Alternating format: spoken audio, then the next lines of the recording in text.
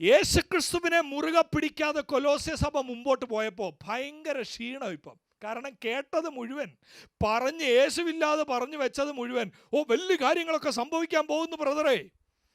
അതുകൊണ്ടാ അതിൻ്റെ 4-ാമത്തെ അധ്യായം നോക്കിയേ. 4-ാമത്തെ അധ്യായം അതിൻ്റെ 8-ാമത്തെ വാക്യം കൂടെ ശ്രദ്ധിക്കണം. കൊലോസ്യ ലേഖനം 4:8 പറയുന്നത്, നിങ്ങൾ ഞങ്ങളുടെ അവസ്ഥ അറിവാനും അവൻ നിങ്ങളുടെ ഹൃദയങ്ങളെ ആശ്വസിപ്പാനുമായി.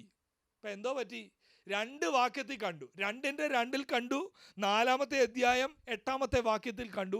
ഇവരാകെ ക്ഷീണിച്ചിരിക്കുക. കാരണം ഇവരോർത്തു യാതൊരു പ്രശ്നവും വരത്തില്ല.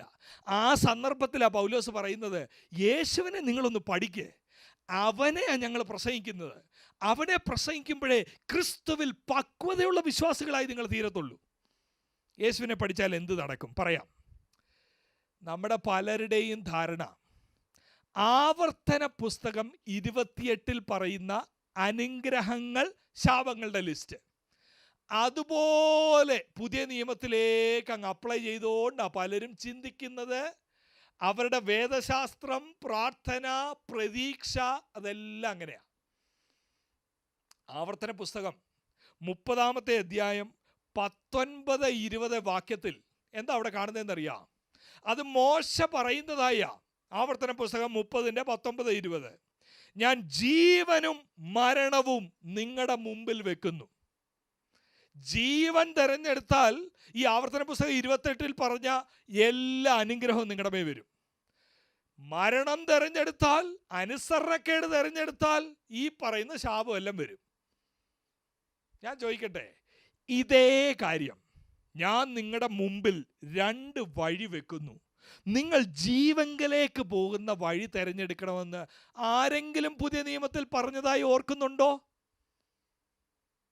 ചിലരെങ്കിലും ഓർക്കുന്നുണ്ടായിരിക്കാം. മത്തായിയുടെ സുവിശേഷം 7 യേശുവിൻ്റെ 1-ാമത്തെ പ്രസംഗം അവസാനിക്കുന്നത് എങ്ങനെയാണെന്നറിയാമോ? ഞാൻ ഇതാ 2 വാതിൽ നിങ്ങളുടെ മുമ്പിൽ വെക്കുന്നു. ഒന്ന് വിശാലമുള്ളത്, ഒന്ന് ഇടുക്കമുള്ളത്. ഇടുക്കമുള്ളത് ജീവങ്കൽ ചെന്ന് നിൽക്കുന്നു.